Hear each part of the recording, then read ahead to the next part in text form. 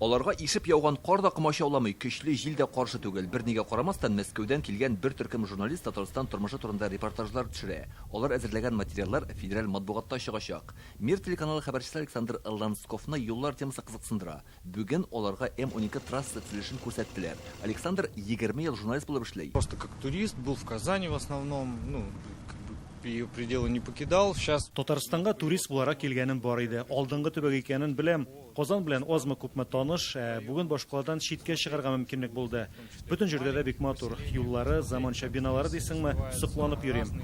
Без М12 трассасы турында материал әзерлибез. Республикага дистәгә якын журналист килгән. Мәскәү корреспондентлары трасса төзүчеләрне сырып ала. Бу юл нәкъ бер айдан тулысынча ачылып, Мәскәү-Казан арасын 6 сәгатькә якынайтачак һәм республиканың иң заманча трассасы булачак. Киләсе командировкалары яңа ел алдыннан булачак дигән сүз. 4100 кеше эшли, 970 единиц техника эшли, алар тәүлек буе эшлиләр, ялсыз. Журналистларның күбесе Татарстанда беренче тапкыр Казан, Кремль һәм башка истәлекле урыннар белән танышырга өлгергәннәр. Меня покорил Татарстан.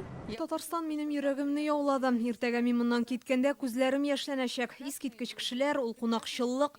Казан бигрәк тә ошадым. Ул бер яктан карасаң тарихи кала, икенче яктан заманча төзелгән зур шәһәр. Тәмле ризыклар онытырлык түгел. Эшләрен чистартабыз. Баштан инде муеннарын, ниләрен, крылья отрезают. Анарсын чистартабыз. Мәскәүдән килгән журналистларны Лаеш районындагы кооперативка да алып килделәр. Алар монда республикада урта һәм кече бизнеска шул исәптән фермерларга дәүләт ярдәм белән таныша. Бу цехларда үрдәк һәм ат этеннән 80 төрле хәләл ризык җитештерәләр. Кемдер интервью ала, кемдер телефонга төшерә. Репортажның иң мөһим өлеше журналистның кадрда сөйләве. Мондый чакта бөтен команда эшкә җигелә.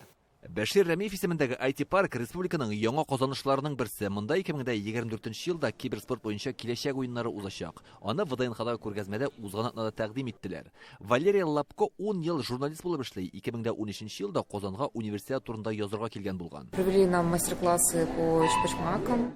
Өчпочмак пешерү буенча мастер-класс үткәрделәр. Сезнең аш-су күңелгә хуш килә. Безне төрле объектларга микроавтобуста йөртәләр. Шунда ук мәкаләләр язабыз. Шәһәр буйлап ял итеп тә йөрергә ниятләп торам әле. Журналистларның республикага сәфәре дәвам итә. 2 декабрьдә Россия форумында Татарстан көне. Бу көннәрдә төшерелгән сюжетлар да нәкъ шул көнне үзәк каналларда күрсәтеләчәк. Илдар Сафиуллин, Рамзил Гарипов, Яңа гасыр каналы.